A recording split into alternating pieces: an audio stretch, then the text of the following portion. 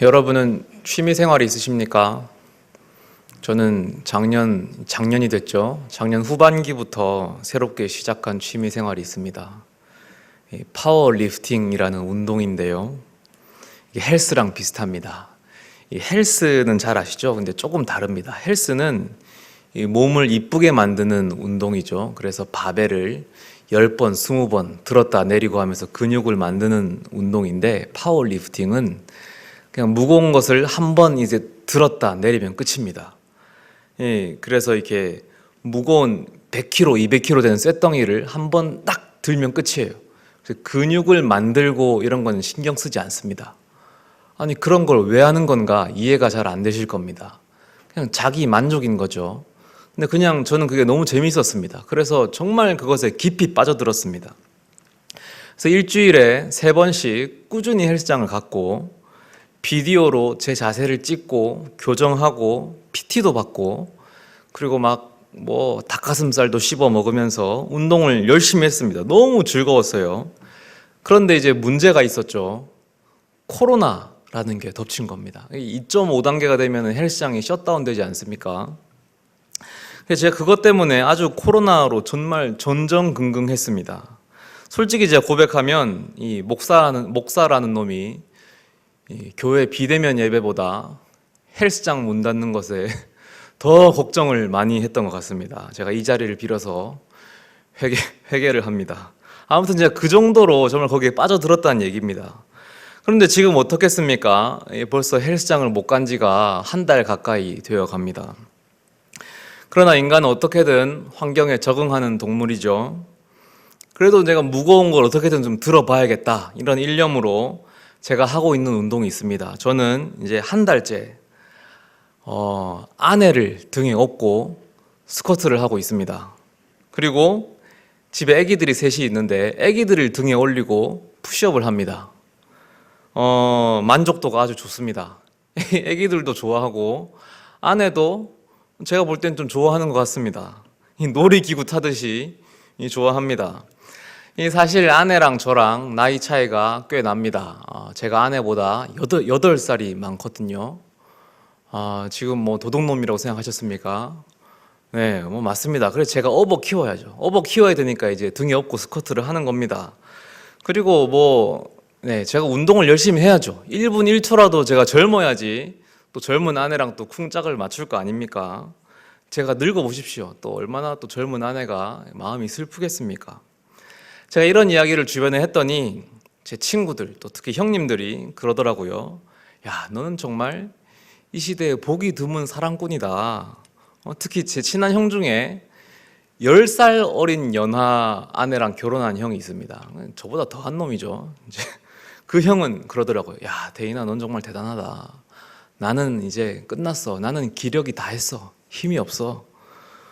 아무튼 그런 상황에 오늘 제가 이 얘기하는 이유는, 오늘 본문을 보면 또 한 명의 사랑꾼이 등장합니다. 엘가나라는 남성인데요. 이 친구가 굉장히 사랑꾼입니다. 근데 이제 이 친구가 아내가 2명이거든요. 아니, 사랑꾼이 어떻게 2집 살림을 하냐? 그게 아니고 이건 이제 시대상의 차이입니다. 그 시대는 어쩔 수가 없었습니다. 그럼에도 불구하고 엘가나는 한나라는 한 아내만을 사랑했던 사랑꾼이었습니다. 사실 사랑해서 결혼한다는 개념은 인류에게 얼마 되지 않은 개념이고요. 원래 결혼은 사랑해서 하는 게 아니었습니다. 이 경제적인 관념이었거든요. 그래서 여성이라는 것은 사실은 이 자식을 낳아주는 이 재산적인 개념에 불과했죠. 그런데 이 엘가나는 자식을 낳아주는 개념에 불과한 한나라는 여성을 극진히 사랑했습니다. 심지어 이 한나가 자식이 없었는데도 불구하고 그 한나를 너무나도 사랑했습니다. 그런데 또 엘가나는 사랑도 많은데 신앙심도 좋았어요. 그래서 매년 여호와의 궤가 있는 실로에 가서 예배도 드렸습니다. 그리고 예배 드린 다음에 제물도 나눠 먹었는데, 예배라는 것이 이 소를 바쳐서 제사를 드리는 거겠죠. 또 올해가 소해인데 그 소를 바치고 소를 나눠 먹는 겁니다. 우리 성경 5절을 보면은 이제 서로 제분을 나눠 먹는데 엘가나가 한나에게 갑절을 줬다라고 나오는데요. 사실은 갑절을 준 것은 아닙니다. 이게 번역이 좀 잘못된 건데 갑절을 주면 안 되고 자기 목만 줘야 되거든요. 갑절을 주면 율법을 어기는 거라서 이 대신에 귀한 곳을 떼서 준 겁니다. 영어 성경을 보면 번역이 잘 되어 있습니다. 엘가나는 한나를 사랑해서 더 주고 싶었지만 자녀가 없기 때문에 더 많이 주지는 못하고 대신에 귀한 곳을 줬다. 그러니까 뭐겠습니까? 우설이나 제비추리 이런 데를 떼서 준 겁니다. 특수 부위를 준 겁니다. 그러니까 그걸 보고는 또 다른 아내인 분인나가 보고 화가 나는 거예요. 안 그래도 평소에 한나를 많이 괴롭히고 갈구고 이렇게 하는데 그걸 보니까 더 화가 나니까 더 많이 괴롭혔다. 이런 내용들이 이어지는 겁니다. 그래서 마음이 상한 한나는 그 맛있는 특수 부위를 두고도 먹지를 못해요. 그러자 엘가나가 8절에 보면은 멋진 멘트를 합니다. 사실 이게 드라마로 치면 사극 로맨스 드라마에서나 나올 법한 멋진 멘트인데요. 어찌하여 울며 어찌하여 먹지 아니하오? 어찌하여 그대의 마음이 슬프오? 내가 그대에게 10 아들보다 낫지 아니하오? 이렇게 멘트를 하는 거예요.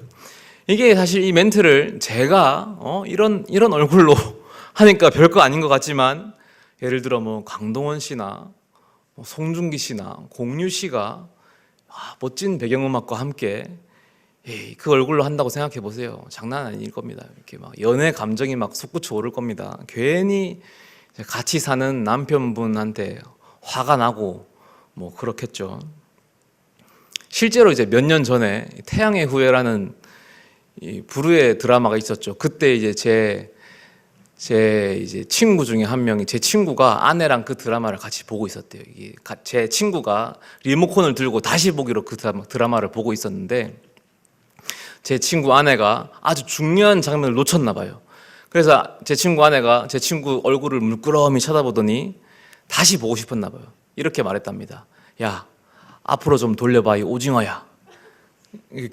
괜히 화가 나는 거지 얼굴을 보는데. 아무튼 그래서 이 엘가나가 이 신앙심도 좋고 사랑이 넘치는 엘가나가 그렇게 한나를 위로하고 달랬지만 전혀 한나의 마음에 위로가 안 되는 거예요.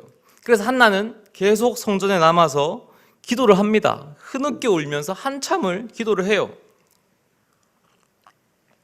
그때 그 모습을 보는 다른 사람이 있었는데 그게 제사장 엘리였습니다. 엘리는 늙어서 눈이 침침했던 할아버지였습니다. 할아버지. 성경에서 눈이 침침하다는 것은 종종 영적으로 눈이 어둡다는 것을 상징하는 이 표현입니다. 게다가 그 자식 2명도 망난이었거든요. 그래서 그 아들들의 삶이나 또 제사장 엘리의 그 최후를 보면 엘리 역시 어떤 하나님 앞에 바르기만 했던 그런 제사장은 아니었던 것 같아요. 어쨌든 그 제사장 엘리가 한나의 모습을 보는데 소리는 안 들리는데 입술만 중얼중얼 하고 있으니까 왠지 술 취한 것 같은 거예요. 그러니까 영적인 분별력이 없는 겁니다. 그래서 와서 말하는 거예요. 이 여자야, 언제까지 술 취해서 있을 거냐? 술 좀 깨라. 술 그만 마시고 집에 돌아가라 라고 쫓아내는 겁니다. 한나가 억울하지요. 아닙니다, 제사장님. 저는 술 취한 게 아닙니다. 다만 하나님 앞에서 저의 억울하고 원통한 마음을 기도하고 있을 뿐입니다. 제가 너무 괴로워서 기도합니다. 엘리가 그 말을 듣고 어떻게 반응합니까? 그랬구나. 그래, 무슨 일로 그렇게 괴로운 거니? 뭐가 그렇게 슬프니? 라고 목회적 상담을 해주지를 않습니다.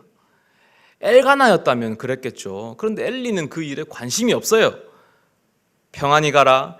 이스라엘의 하나님이 너의 기도하여 구하는 것을 허락하시기를 원하노라. 이게 무슨 의미가 있는 말이 아니고요. 그냥 형식적인 말입니다. 그냥 제사장이 의뢰하는 종교적인 멘트예요. 영혼 없는 말이라고 하죠. 그냥 한마디 던져주고 내보낸 거예요.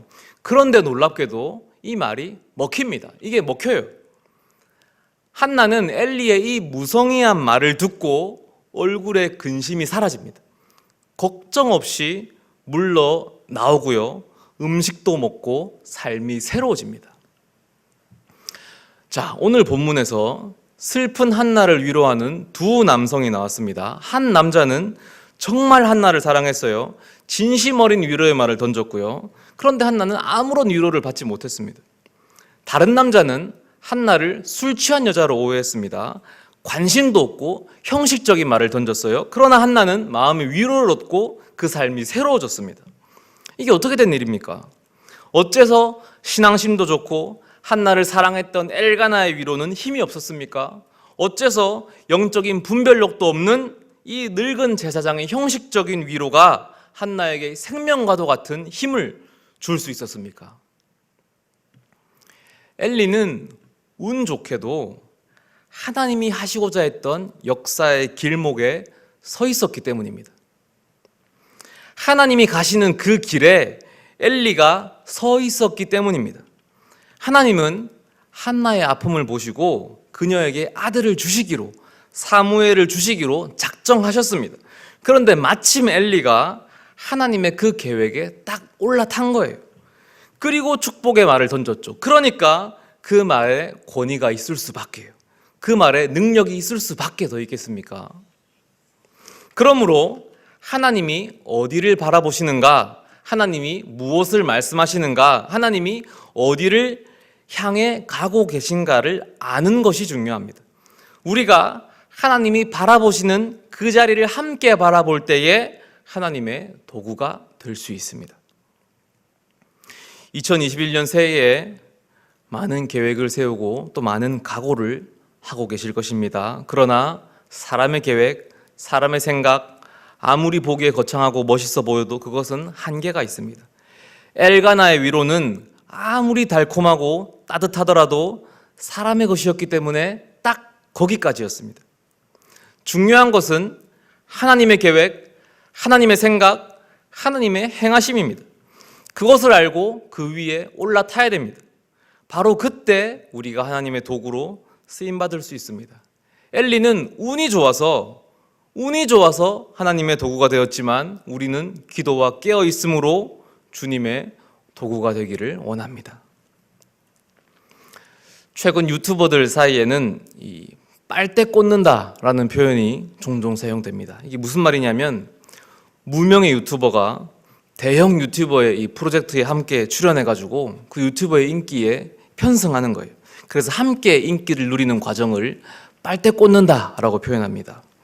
그게 빨아먹는다는 거죠. 그래서 실제로 빨대 한번 제대로 꽂으면 효과가 엄청나요. 그래서 대형 유튜버 주위에는 빨대 한번 꽂고 싶은 무명 유튜버들이 모기떼처럼 모여듭니다. 이거 쉽게 설명해 드리면 무명의 연예인이 무한도전 한번 출연하는 거예요. 그래서 유재석한테 빨대 한번 꽂는 거죠. 그러면 그 인기를 자기가 이제 주워 먹는 거잖아요. 성공하는 신년 계획을 세우는 방법, 하나님께 빨대를 꽂는 겁니다. 하나님이 하시는 사역, 그 위에 올라타야 합니다. 하나님이 가시는 그곳, 그 뒤를 졸졸 따라가야 합니다. 하나님과 동행하고 하나님과 함께 할 때 실패하지 않습니다. 2021년 새해 아침에 여러분께 권면 드립니다. 새해에는 하나님께 빨대 한번 제대로 꽂으시기 바랍니다. 기도하겠습니다.